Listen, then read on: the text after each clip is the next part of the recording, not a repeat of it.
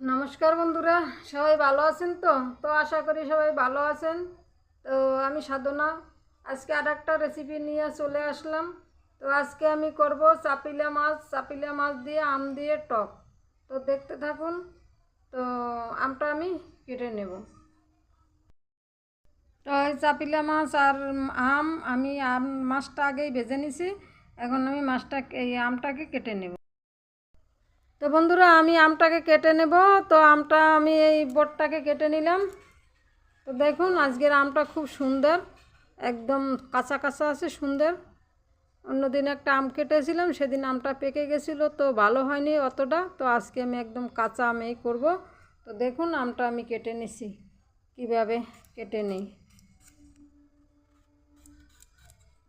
আম এরকম কাঁচা আম ছাড়িয়ে, কাঁচা আম দিয়ে অনেক কিছুই করা যায়।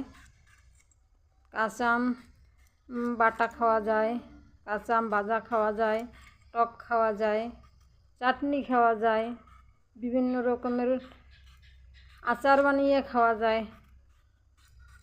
তো আম কেটে নিলাম। তো আমি আমটাকে কেটে নিলাম, দু টুকরো করে নিলাম। তো আমি দু টুকরো আম ব্যবহার করব না, এক টুকরো আম নেব আমি। তো আমি আমটাকে কেটে নেই। দেখুন, আম একদম শক্ত হয়ে গেছে, কাটা একদম বিশাল টাফ হয়ে যায়। আপনারাও এরকম আস্তে আস্তে কাটবেন, কারণ এখন আম তো বিশাল শক্ত, পাকার কাছাকাছি। আশ্বিন মাস গেছে কবে। তো আশ্বিন মাস গেল, কার্তিক মাস গেল, অগ্রহায়ণ মাস চলে এসছে প্রায় শেষের দিকে। তো আস্তে আস্তে না কাটলে হয়তো হাত কেটে যাবে, তখন বলবো কি আমও গেল, ছালাও গেল। হায় রে ঠাকুর, আমার আমও গেল, হাতও গেল। তা ও দিয়ে কাজ নাই, আস্তে আস্তেই কেটে নেই। আমগুলোকে আমার একটু ছোট ছোট করে কাটতে হবে, তো টুকরো টুকরো করে, বেশি বড় করলে ভালো হবে না, একটু টাইম লাগবে, আর কাটতেও একটু অসুবিধা হচ্ছে। তো দেখুন, আমি এইভাবে আমটাকে টুকরো টুকরো করে নেব। আমার আমটা কাটা হয়ে গেছে। তো আমি হাফ আম নিলাম। আবার ভাববেন না আপনারা যে এতটুকু করলো, এটুকু কি আদৌ কি ভালো জিনিস খেতে, কম করলো কেন? আমরা মানুষ কম, তাই আমরা কম করছি। দেখেন, একদম মাছটাও কিন্তু পুঁটি মাছের মতন লাগছে, কিন্তু এটা পুঁটি মাছ না, এটা চাপিলা মাছ। আমরা চাপিলা বলি, আপনারা কি বলেন জানি না।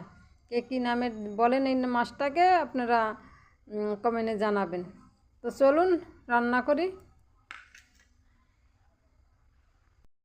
বন্ধুরা, কড়াই গরম হয়ে গেছে। এবার কড়াইতে তেল ঢেলে দেবো একটুখানি। সেলাইটি একটু সরিষার তেল দেবো, সরিষার তেলে গন্ধটা সুন্দর আসবে তার জন্য। তা তেল ঢেলে দিলাম। তেলটা গরম হয়ে গেছে, একটু নেড়ে চেড়ে দেবো। লঙ্কা দিয়ে দেবো, লঙ্কাটা ভেজে নেব। বন্ধুরা, লঙ্কাটা ভাজা হয়ে গেছে। এবার আমি এর ভিতরে দুটো কালো সরিষা দিয়ে দেব। আপনারা সব সময় কালো সরিষাই ব্যবহার করবেন টকের জন্য, সাদা সরিষা দিলে ভালো হবে না। লঙ্কা ভালোভাবে ভাজা হয়ে গেছে। এখন আমি এর ভিতরে আমটা ঢেলে দেব।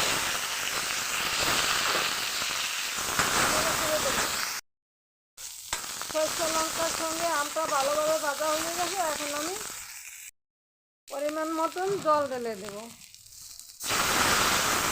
যতটা আমার লাগে। যে যেরকম খাবেন সেই পরিমাণ মতন জল দেবেন। তো আমি অল্প করবো, অল্প জল দিলাম। তো আমার দেখেন কত সুন্দর ফুটে উঠছে, টকবক করে ফুটছে। তো আমি এর ভিতরে এখন পরিমাণ মতন হলুদের গুঁড়ো, স্বাদ মতন নুন।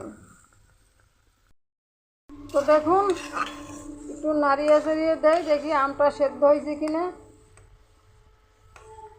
দেখাই তো যাচ্ছে না, আম শুধু জলের ভিতর দিয়ে দৌড়াচ্ছে। হাডুডু খেলবে নাকি গোলছুট খেলবে, কি খেলবে আম আগুনের তাপে? হ্যাঁ, আমটা অনেকটাই আমার গলে গেছে।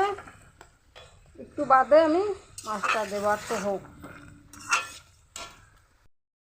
নেড়ে ছেড়ে নিলাম, আমটাও গলে গেছে। এখন আমি মাছটাকে এর ভিতরে ছেড়ে দেব। তো মাছটাকে ছেড়ে দিলাম, নেড়ে ছেড়ে দেবো। তো এরকম দারুণ স্বাদের রান্না খাওয়ার জন্য আপনারা অবশ্যই সাধনা রান্নাঘর চ্যানেলটি সাবস্ক্রাইব করুন। অবশ্যই ভালো লাগবে, এরকম রান্না করে খাবেন, অবশ্যই ভালো লাগবে বাড়িতে করে খাবেন, কমেন্ট করে জানাবেন।